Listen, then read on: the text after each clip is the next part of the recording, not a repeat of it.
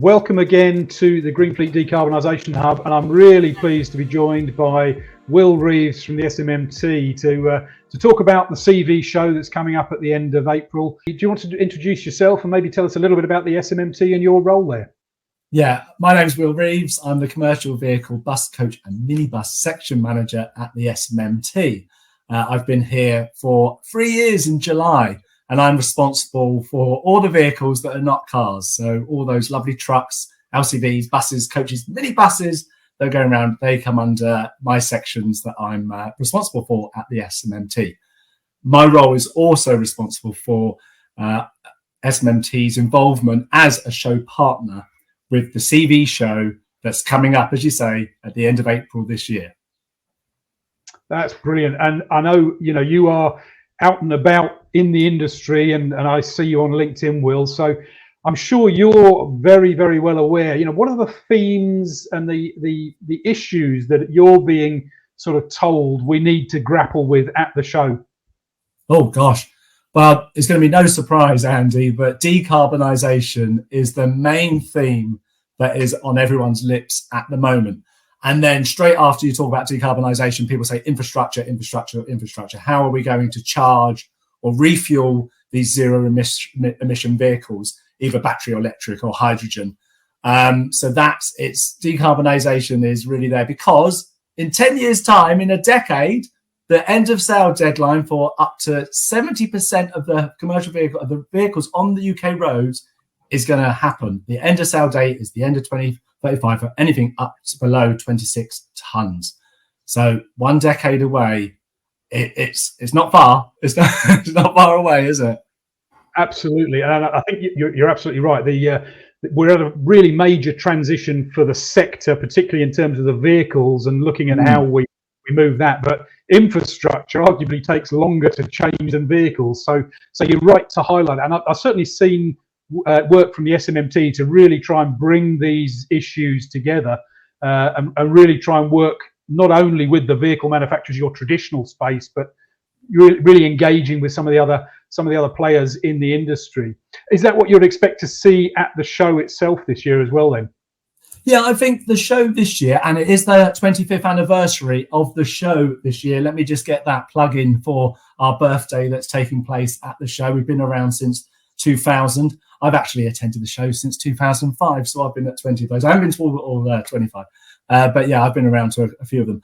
The show brings together, leaders, operators, anyone from the industry will be coming to Birmingham in April, and there'll be, we're putting on a seminar theatre over the 3 days. You've got your decarbonisation hub as well. There's the EV cafe as well.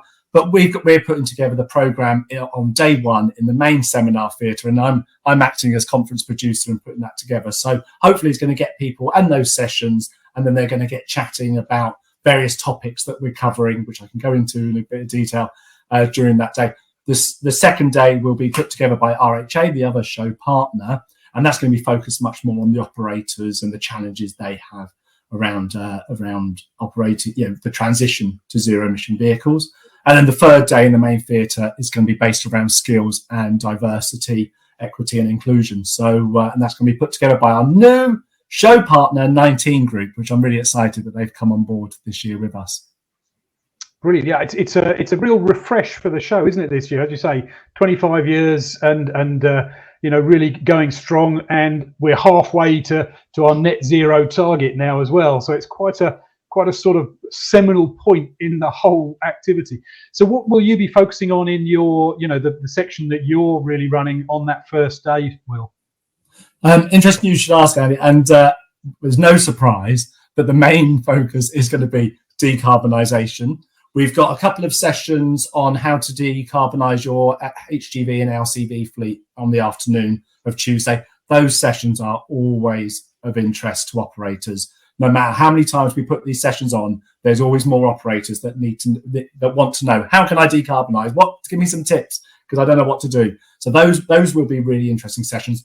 We're starting off in the morning with Innovate UK, giving an overview of the zero emission HGV and infrastructure programme, ZHID. There's 4 schemes that from £200 million the government have funded for those trials, which involve at the moment, I think it's about 300 zero emission battery electric trucks, and then let's say about 20 hydrogen trucks, but we're not sure about the hydrogen, how many there will be hydrogen, but there will be hydrogen trucks in that trial, which is great because we need to see how both of those schemes work. There'll be the update from Innovate UK. We've then got a panel in the morning called Decarbonisation, Don't Waste the Next Decade. And this will have someone from the DFT giving a helicopter view on what they see is going to need to happen in the next decade.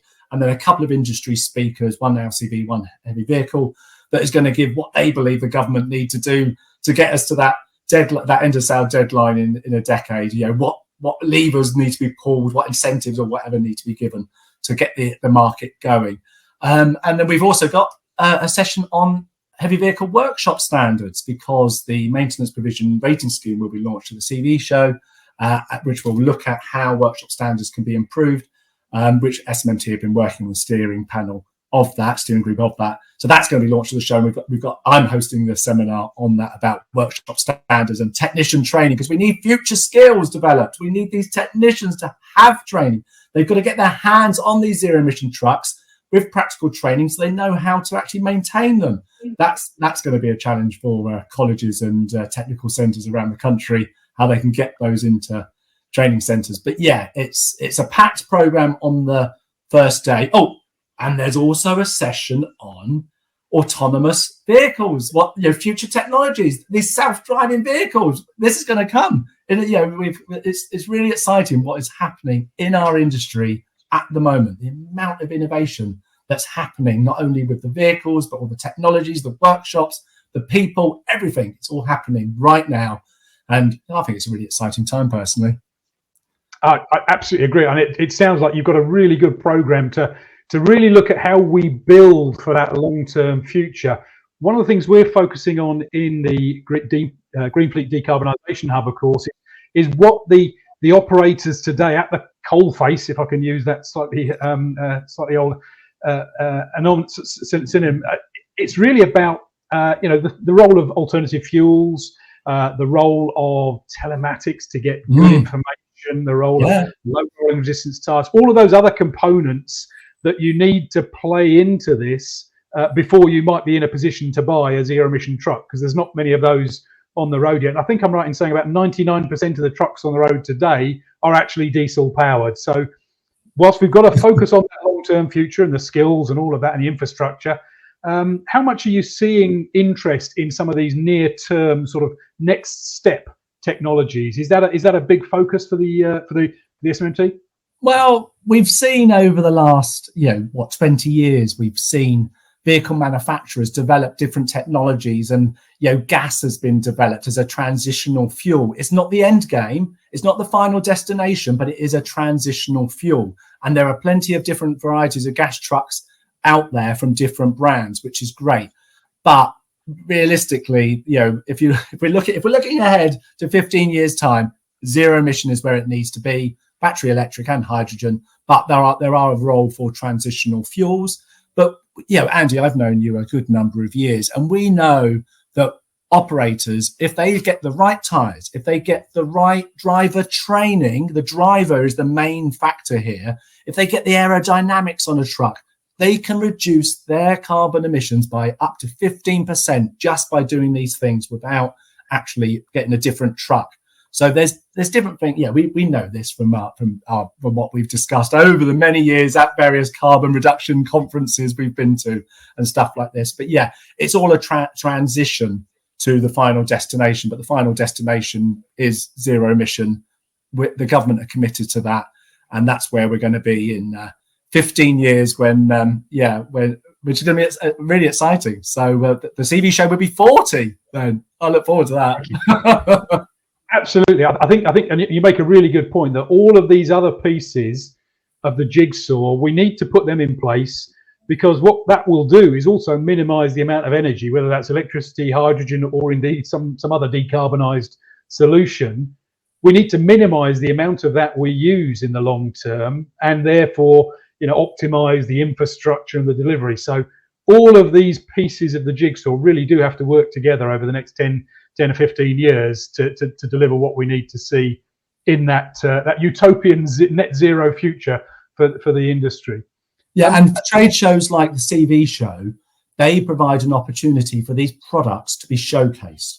So, but in this year, today earlier, I was looking through the launch schedule for the first day. There are so many new vehicles being launched at the CV show this year, and there's some new entrants to the UK market. So it's really beginning to get exciting in what is happening with vehicles. But there's lots of products as well. There's a whole launch list of what new products that can save you certain things. So, go along. If you're interested in like brand new products, go along and see what is being brought to market, because that trade shows is where it is your opportunity to see it all under one roof.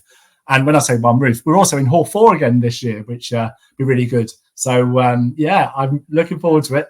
And if anyone visiting wants to celebrate our 25th birthday, we have a special celebration at the end of the second day on the Wednesday in the networking area for people to come along and raise a glass of bubbles and have a bit. I think there's going to be a bit of cake, Andy, which would be nice on the Wednesday, the 30th of April. Excellent. Well, I will certainly be there for the cake, Will. If not, I'll be there throughout, but I'll be attending wherever the cake happens to be on the 30th. So, final sort of pitch. I mean, it's absolutely the place to be if you're in trucks, buses, coaches, vans, any of these commercial vehicles, or the associated industries and energy industries around them. When is it, and where is it? What's the final pitch there, Will? Well, this year, the Commercial Vehicle Show, which is the #1 trade show for commercial vehicles. Let me just get that in as well. It's the most visited trade show for commercial vehicles. Is on Tuesday, the 29th of April until Thursday, the 1st of May at the NEC in Birmingham. And come along and network with your peers and hear about all the latest technologies there is to offer in the industry. Brilliant. Thank you, Will. We will be there. Will is focusing on decarbonisation on the main stage in the first day. I'll be there for 3 days on the GreenFleet Decarbonisation Hub to be able to talk to and network people with experts and really deliver that. So we look forward to seeing you all at the end of April and 1st of May. Thank you very much indeed for your time, Will. Thank you very much, Andy. Take care.